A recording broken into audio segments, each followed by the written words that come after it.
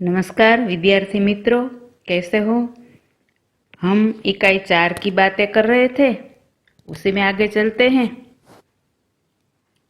कभी कभी कोई लोग ऐसा करते हैं कि अपनी कथनी और करनी में अंतर रखते हैं। तो ऐसे हम उदाहरण इकाई के माध्यम से समझ रहे थे। आज एक और उदाहरण।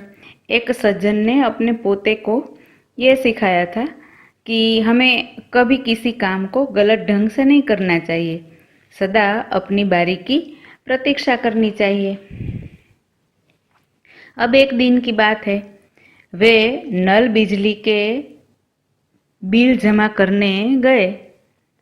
साथ में उनका 8 वर्षीय पोता भी था। बिल जमा करने वालों की लंबी कतार देखकर वे कोई उपाय सोचने लगे। उन्होंने खड़े हुए लोगों को ध्यान से देखा। आगे ही एक परिचित व्यक्ति खड़ा दिखाई दिया। वे तुरंत उसके पास गए और बोले, बेटा, ये बिल तुम घर पर ही भूल आए, लो इसको भी जमा करा दो। वह व्यक्ति कुछ बोले उससे पहले ही बिल व राशि उसके हाथ में थमा दी और एक तरफ जाकर खड़े हो गए। अब हुआ था क्या कि बिल जमा करने वालों की लंबी कतार थी। अब कतार में तो उसे देर लगती, तो उन्होंने अपनी बारी की प्रतीक्षा किए बिना कुछ ऐसा किया कि जो गलत था। उन्होंने एक व्यक्ति के पास जाकर अपना बिल और राशि मानी कि पैसा उस व्यक्ति को दे दिया और अपना बिल जमा करने के लिए कह दिया। उसने कहा झूठ,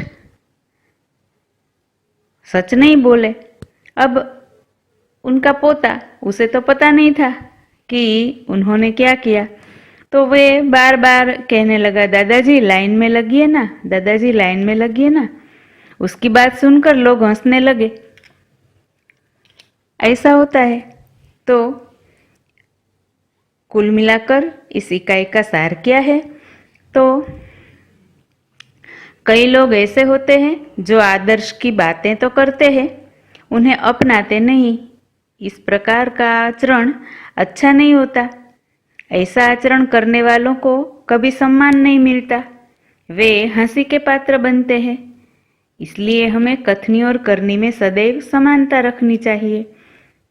हो कथनी करनी एक समान, जग में मिलता तब सम्मान। मानी जिसकी कथनी और करनी समान होती है, जगत में उसे सम्मान मिलता है, वे महापुरुष कहलाते हैं। तो इस इकाई हमने पूरी इकाई की बातें की। अब गृह कार्य, आपको क्या करना है गृह कार्य में? तो इकाई 4 कथनी और करनी, इसका सस्वर वाचन करना है। पढ़ना तो है पर सस्वर वाचन यानी बोल के पढ़ना है।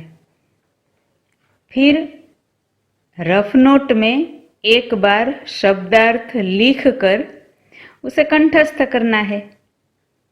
आपका गृह कार्य बराबर समझ में आ गया? तो इकाई को एक बार पढ़ना है, सस्वर वाचन बोलकर पढ़ना है, और शब्दार्थ को रफ नोट में लिखना है। बराबर है? अच्छा, नमस्कार।